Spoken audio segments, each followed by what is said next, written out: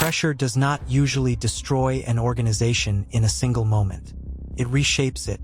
It exposes weak seams. It highlights structural flaws. It forces conversations that might otherwise be postponed for years. And by the mid-2000s, the outlaw motorcycle landscape along the East Coast had shifted in ways that could no longer be ignored. Federal investigations were no longer isolated efforts conducted by individual districts. They were coordinated. Multi-agency task forces shared intelligence across state lines. Patterns were tracked over time. Cases were built methodically. Rival clubs were more organized as well. Expansion strategies had become deliberate. Presence was calculated. Territory was measured not only in miles but in influence. Media attention sharpened. Headlines framed outlaw motorcycle clubs within a national narrative of organized crime. Public perception influenced political pressure. Political pressure influenced enforcement priorities. The era of quiet expansion was over. For the Pagans Motorcycle Club, survival meant adaptation. When scrutiny intensifies, structure tightens. Communication becomes more controlled. Meetings become more deliberate. Leadership becomes more centralized. Information flows differently under pressure. What was once informal becomes documented. What was once casual becomes cautious. In any hierarchical organization, sustained pressure reveals weaknesses.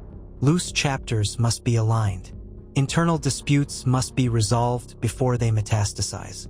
Public exposure must be minimized. The margin for error narrows. Restructuring, however, is rarely dramatic.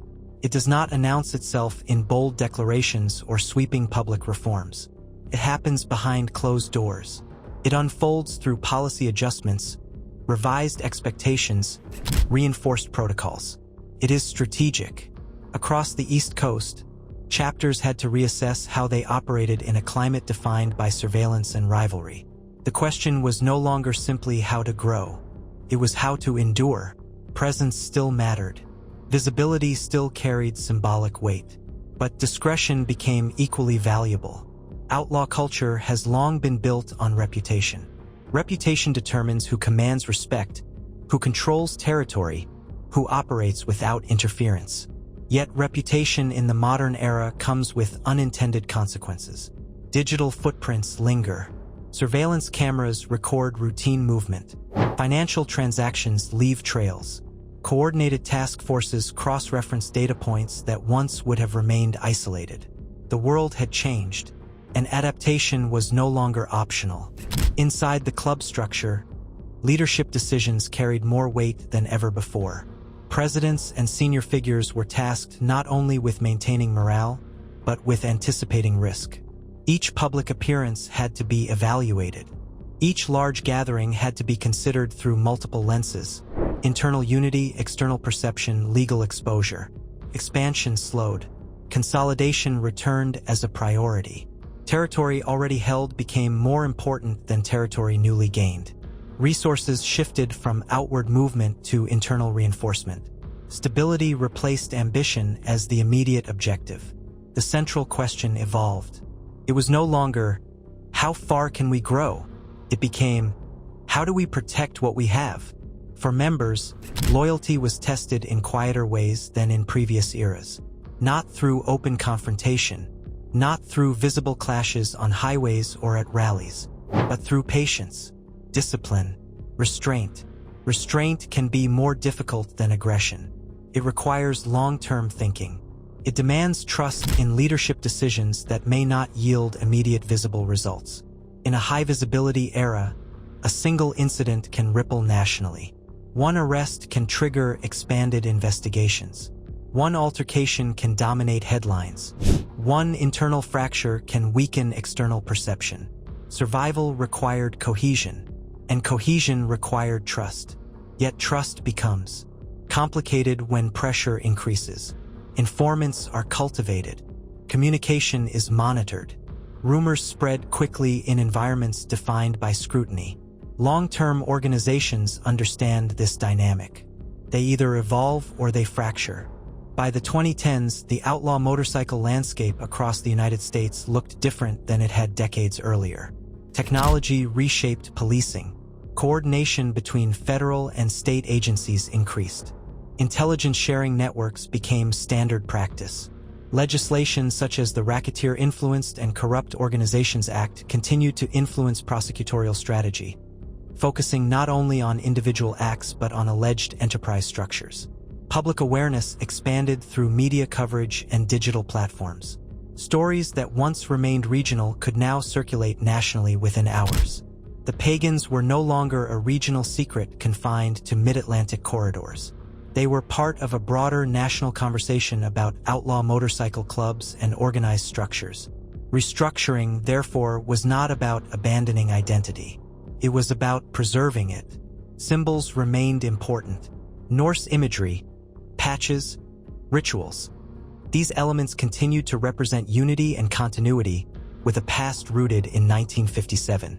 Identity provided cohesion. It reinforced belonging. But strength in a modern era meant something different than it did decades earlier. It meant durability. It meant longevity. It meant understanding when to escalate and when to hold ground. Every organization built on loyalty eventually faces generational transition. Members age. Leadership shifts. Cultural expectations evolve. What inspired cohesion in one era may not resonate in the next without adjustment. The challenge becomes balancing heritage with pragmatism. Can an organization adapt without appearing to compromise? Can it modify structure without weakening symbolism? Can it withstand sustained pressure without turning inward against itself? For the Pagans, restructuring represented recalibration rather than retreat. The foundation built decades earlier had endured expansion, rivalry, and federal scrutiny. That endurance was not accidental. It was engineered through hierarchy, shared identity, and a disciplined approach to internal governance. Recalibration meant reassessing risk tolerance. It meant redefining operational boundaries. It meant recognizing that modern scrutiny required modern responses. Some chapters likely strengthened internal vetting processes. Others reinforced communication discipline. Leadership structures may have become clearer, authority lines more defined. Externally, visibility had to be measured. Public events still carried symbolic importance, but scale and frequency required evaluation. The balance between presence and discretion became central to survival strategy. The broader outlaw landscape also demanded awareness. Alliances and rivalries across the country influenced local realities. National developments shaped regional calculations. In such an environment, overextension carried consequences. Consolidation was not weakness. It was preservation. For rank-and-file members, adaptation meant embracing patience. It meant understanding that endurance sometimes requires restraint. That reputation can be maintained not only through confrontation, but through stability. Discipline became as critical as loyalty. And loyalty under scrutiny had to be demonstrated through consistency rather than spectacle. Restructuring is rarely visible from the outside. To observers, the surface may appear unchanged. The same patches, the same gatherings, the same symbolism. But beneath that surface, adjustments occur. Protocols shift. Expectations tighten. Risk assessments become routine. By the late 2000s and into the 2010s, the question was no longer whether the fire would continue to burn. It was how it would burn in a new era defined by surveillance, coordination, and public scrutiny. Would it burn loudly, drawing attention, or steadily focused on endurance? For long-standing organizations, survival is rarely about dramatic transformation. It is about incremental recalibration. It is about understanding that identity must be protected not only from external threats, but from internal rigidity. Pressure does not destroy an organization overnight, but it can redefine it.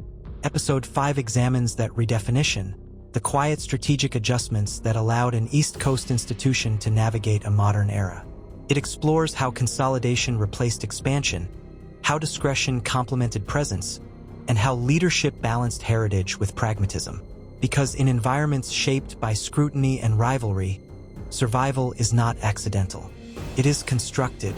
It is maintained. It is engineered over time. And as the next chapter unfolds, a new question emerges.